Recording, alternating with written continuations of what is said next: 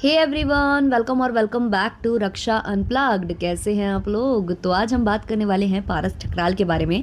जी हाँ, आज का टॉपिक थोड़ा सा डिफरेंट है, लेकिन आपका फेवरेट वाला टॉपिक भी जल्दी आएगा। इसके बाद मैं जो भी पॉडकास्ट अपलोड करूँगी तो उसी पर करूँगी, और हो सकता है कि वो ज़्यादा लंबा हो जाए और रात में आप लोगों को मिले। अभी हम बात करते हैं पारस के बारे में। तो पारस के बारे में पहले भी हमने कई बार बात की है, और फिर बीच बीच में ऐसा कुछ प्रॉब्लमेटिक नहीं लगा तो हमने बात नहीं करी। तो पारस की लाइफ बहुत ज़्यादा कंट्रोवर्सी से भरी रही है, जैसा कि हम देखते ही आए हैं। पहले उनकी शादी होती है स्नेहा से, वहाँ उनका एक बेबी भी होता है, लेकिन उसके बाद दोनों के बीच में लड़ाई झगड़े और बहुत सी चीज़ें होती हैं जो कि सोशल मीडिया का बड़ा मुद्दा बन जाती हैं। बड़ा मतलब इनकी जो घर की कहानी है वो प्लेटफॉर्म पर आ जाती है, यूट्यूब पर आ जाती है, और सबको मालूम चल जाता है कि इनके जो रिश्ते हैं वो कितने खोखले थे, क्या चल रहा था, पारस कैसे चीट कर रहे थे, स्नेहा पर कैसे ब्लेम लगा रहे थे। हालांकि जब ये कंट्रोवर्सी हो रही थी उस वक्त दो गुट बन चुके थे। ज़्यादातर लोग कहीं ना कहीं पारस को सपोर्ट कर रहे थे और स्नेहा को सपोर्ट करने वाले लोग कम थे, क्योंकि लोगों को ऐसा लगता था कि स्नेहा ने अपने बच्चे को छोड़ दिया है। ऑल्सो जो पारस ने एलिगेशंस लगा दिए थे कि स्नेहा का उनके ही मासी के बेटे के साथ अफेयर चल रहा है, तो ये सब कुछ सुन के कहीं ना कहीं लोगों को स्नेहा गलत लगने लगी थी। तो ये सब यहाँ चल रहा था। स्नेहा का चैनल भी डिलीट कर दिया गया था, बहुत कुछ वहाँ हुआ था।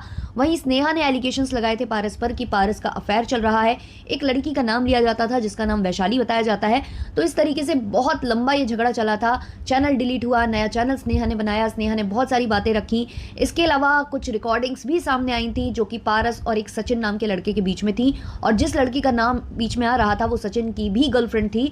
तो वो भी डबल क्रॉस टाइप का कुछ वहाँ चल रहा था। तो बहुत गुत्थम गुत्थ था ये। लेकिन बहुत ज़्यादा जब कंट्रोवर्सी बढ़ गई, मार कुटाई तक पहुंचा था ये जो मुद्दा है, और उसके भी जो क्लिप्स हैं वो सामने आए थे, स्नेहा ने शेयर किए थे और बताया था कि कैसी धमकी वमकी देने पूरी फैमिली वहां पहुंची थी पारस की, स्नेहा के घर पर, स्नेहा लोगों को। तो ये सब कुछ होने के बाद पारस एक दिन डिसाइड करते हैं कि अब वो ये मुद्दा है ना सोशल मीडिया पर नहीं रखेंगे, और इस मुद्दे पर अब वो चुप्पी साध लेंगे। और वो हुआ। फिर धीमे धीमे इन लोगों ने चुप्पी साध ली और इस मैटर पर बात करना बंद कर दिया।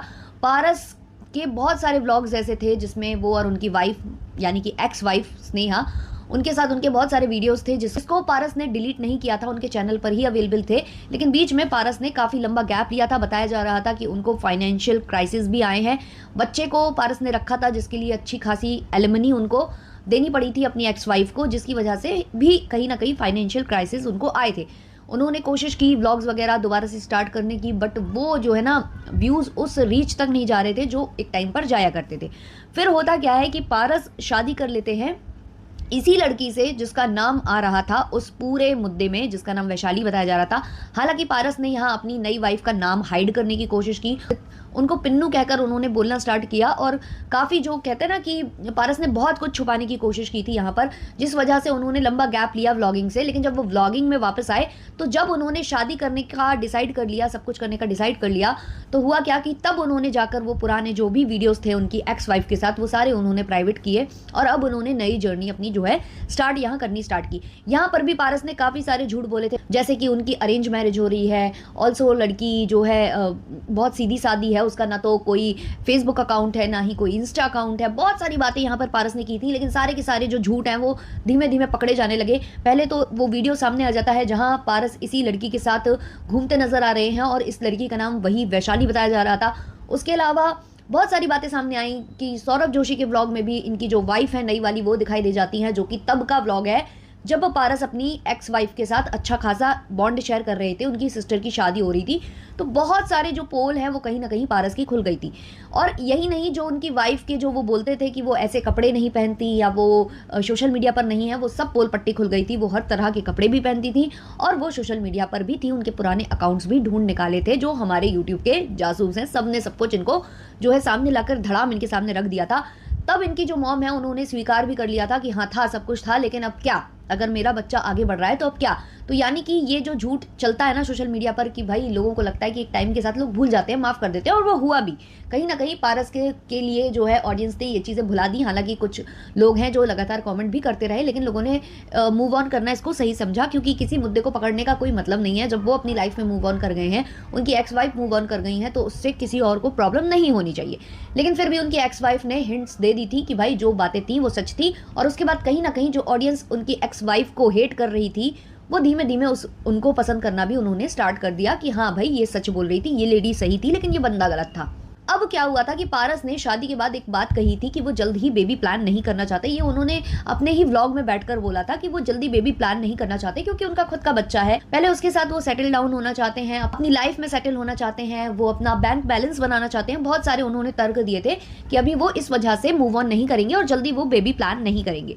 लेकिन शादी के चंद ही महीने गुजरते हैं और पारस ये डिक्लेयर कर देते हैं, ये अनाउंस कर देते हैं कि उनकी वाइफ प्रेग्नेंट है। अब जैसे ही ये न्यूज सामने आती है तो कहीं ना कहीं ऑडियंस को ये बात हजम नहीं हो रही थी, क्योंकि पारस ऑलरेडी इतने झूठ बोल चुके थे, जो ऑलरेडी पकड़े जा चुके थे, तो ऑडियंस को ये भी हजम नहीं हो रहा था। अब ऑडियंस इनसे कन्फ्रंट करने लगी कि भाई आप तो कह रहे थे कि हम इतनी जल्दी बेबी प्लान नहीं करेंगे, फिर आपने इतनी जल्दी बेबी प्लान आखिर क्यों कर लिया। इसके अलावा लोगों ने ये भी क्वेश्चन उठाए कि इतनी जल्दी कौन बेबी प्लान कर सकता है, अभी शादी के चंद ही महीने गुजरे हैं, क्या ये हमें फूल कर रहे हैं, क्या ये हमें बेवकूफ बना रहे हैं। तो ऑडियंस चारों तरफ से अब सोच रही थी, क्योंकि अब लोगों ने ऐसे ब्लॉगर्स पर भरोसा करना बंद कर दिया था। तो अभी कुछ दिनों तक इनका जो प्रेगनेंसी वाला कंटेंट है वो धीमे धीमे चल रहा था, सब कुछ अच्छा जा रहा था, ऑल ओके चल रहा था। फिर अचानक से जो पारस है वो एक व्लॉग शेयर करते हैं जिसमें वो बताते हैं कि उनकी जो वाइफ है, उनके बच्चे की जो हार्ट बीट है वो नहीं चल रही थी, वो काम नहीं कर रही थी, जिसकी वजह से उन्हें अबॉर्शन कराना पड़ा। ये सारी बातें वो शेयर करने एक व्लॉग में आए और इस व्लॉग में भी ऑडियंस ने इनको आड़े हाथ लिया।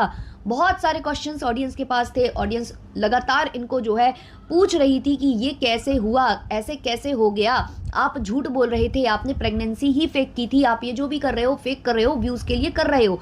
अब ऑडियंस को तो यही लगेगा कि ये व्यूज़ के लिए कर रहे हैं, क्योंकि इन्होंने शादी का ना पूरा तमाशा बनाकर रखा हुआ था। जितने दिन इनकी शादी चली है, एक एक 2-2 घंटे के व्लॉग्स आ रहे थे, सगाई का व्लॉग 1-1 घंटे का पहुंच रहा था, और न जाने कितने इन्होंने व्लॉग्स डाले हैं पूरे शादी के नाम पर। फिर जो इन्होंने कहा था कि इनकी वीवी सोशल मीडिया पर नहीं है, उनका भी एक अकाउंट बन जाता है यूट्यूब का जहां वो वर्क करने लगती हैं, और जो जो ये दावे कर रहे थे सारे धीमे धीमे झूठे साबित होते जा रहे थे। तो अब ऑडियंस कहां से इन पर भरोसा करे। तो ऑडियंस इनसे लगातार क्वेश्चन कर रही है अभी भी, और इनसे पूछी जा रही है लगातार कि भैया आप क्या हमें फेक कर रहे हो, क्योंकि हो सकता है कि इन्होंने प्रेगनेंसी इसलिए प्लान की हो क्योंकि जब शादी चल रही थी तब बहुत अच्छे व्यूज़ आ रहे थे, फिर एक टाइम के बाद व्यूज़ में थोड़ी सी गिरावट तो आती ही है, पीक के बाद एक बार होता है, एल्गोरिदम भी चेंज होती है, प्लस आपका कंटेंट भी चेंज होता है कहीं ना कहीं, तो लोग थोड़ा सा लेस इंटरेस्ट दिखाने लगते हैं, तो व्यूज़ कम होते हैं। तो लोगों की अटेंशन ग्रैब करने के लिए कई बार ब्लॉगर्स ऐसे फेक जो चीज़ें हैं वो स्क्रिप्ट करते हैं अपने ब्लॉग्स में, और ऐसा बहुत सारे ब्लॉगर्स करते हैं, अकेले इनकी बात नहीं है। तो वही ऑडियंस है कहीं ना कहीं समझने की कोशिश कर रही है कि ये हमारे साथ अभी फूल तो नहीं कर रहे हैं, क्योंकि हमेशा से ये फूल करते आए हैं।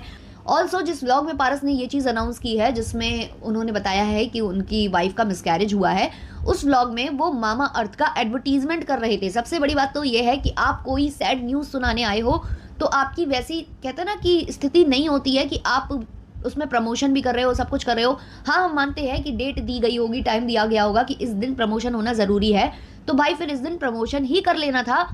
दूसरे दिन आप जो है अबॉर्शन वाली खबर दे सकते थे, या फिर आप अबॉर्शन की खबर देने के बाद अगले व्लॉग में उसका प्रमोशन कर देते। बट यहाँ पर बात यही है ना कि जब इस तरीके के थंबनेल और टाइटल होते हैं, भाई ये अबॉर्शन हो गया, कोई ट्रेजेडी हो गई घर में, या फिर कुछ हैप्पीनेस आ गई घर में, तो ये वाले व्लॉग्स बहुत ज़्यादा चलते हैं, और ऐसे टाइटल और थंबनेल के साथ लोग ज़्यादा क्लिक करते हैं उन वीडियोज़ को देखने के लिए। तो इन्होंने प्लान करके ये चीज़ें की कि भाई अगर मैं यहाँ पर अबॉर्शन वाली न्यूज़ सुनाने जा रहा हूँ तो इधर पर व्यूज़ ज़्यादा आने वाले हैं, ब्लॉगर्स होते हुए इन्हें ये चीज़ मालूम होती है, तो जानबूझकर इसमें ही मामा अर्थ का एडवर्टीजमेंट करना कहीं ना कहीं इनके जो कहते हैं ना कि इमोशंस इनके अंदर नहीं है वो दिखा रहा है। और इमोशंस इंसान के अंदर कब नहीं होते, जब वो झूठ बोल रहा होता है। तो यही कारण है कि ऑडियंस इनसे सवाल कर रही है। अब भाई इस चीज़ के किसी के पास एविडेंस तो है नहीं है, तो या तो हम मान सकते हैं इनकी बात को, या तो हम नहीं मान सकते हैं, ये हमारे ऊपर डिपेंड करता है। बस हाँ ये है कि ऑडियंस जो इनसे कनेक्टेड है, जो इनको प्यार करती है या कहीं ना कहीं इन पर ट्रस्ट करती है, अब उनका ट्रस्ट जो है यहाँ हिलने लगा है। बहुत सारी ऐसी ऑडियंस है जो इनसे अब प्रूफ की डिमांड कर रही है। लोगों का कहना है कि आपने हमेशा झूठ बोला है, आप झूठ बोलते आए हो, चाहे वो वाइफ के लिए हो, चाहे बच्चे के लिए हो, चाहे वो आपकी नई वाइफ के लिए हो, और अब शायद उन्हें प्रेगनेंसी भी उनकी झूठ लग रही है। तो लोगों ने उनसे बोला है कि आप अपनी जो रिपोर्ट्स हैं वो जो है पब्लिक कर दीजिए, वो पब्लिश आप जब करोगे तभी हम मानेंगे कि भाई आप वाकई में आपकी वाइफ प्रेग्नेंट थी। क्योंकि ये जो न्यूज़ वो देने आए हैं उसमें भी बहुत नॉर्मल तरीके से वो बातें कर रहे हैं, ना तो उनकी वाइफ उनके साथ में बैठी हुई है, ना तो फैमिली का कोई मेंबर बैठा हुआ है। और ये सब करने का कारण भी हो सकता है, जो इन्होंने ये प्लान किया हो सकता है इन्होंने स्क्रिप्ट किया हो, उसका कारण एक ये भी हो सकता है कि भाई ये घर वगैरह ले रहे हैं, बहुत से खर्चे हैं, है ना, तो बैंक बैलेंस हिल जाता है। तो कई बार ब्लॉगर्स इस तरीके की हरकतें करते हैं, ब्लॉग्स को बूस्ट करने के लिए, व्यूज़ को बूस्ट करने के लिए और डॉलर इंक्रीज़ करने के लिए। तो मे बी ये पॉसिबल हो सकता है कि ये झूठ बोल रहे हों, क्योंकि इन्होंने टाइम टू टाइम ये चीज़ें की भी है। बाकी आप लोगों को क्या लगता है कि जो पारस ने बताया है अपने व्लॉग में वो सच है या वाकई में वो फूल कर रहे हैं ऑडियंस को? कमेंट सेक्शन में ज़रूर बताना। और ऐसे वीडियोस देखने के लिए हमारे चैनल को सब्सक्राइब कर लेना, बेल बटन पे हिट कर लेना। मिलते हैं नेक्स्ट वाले पॉडकास्ट में, तब तक के लिए बाय बाय।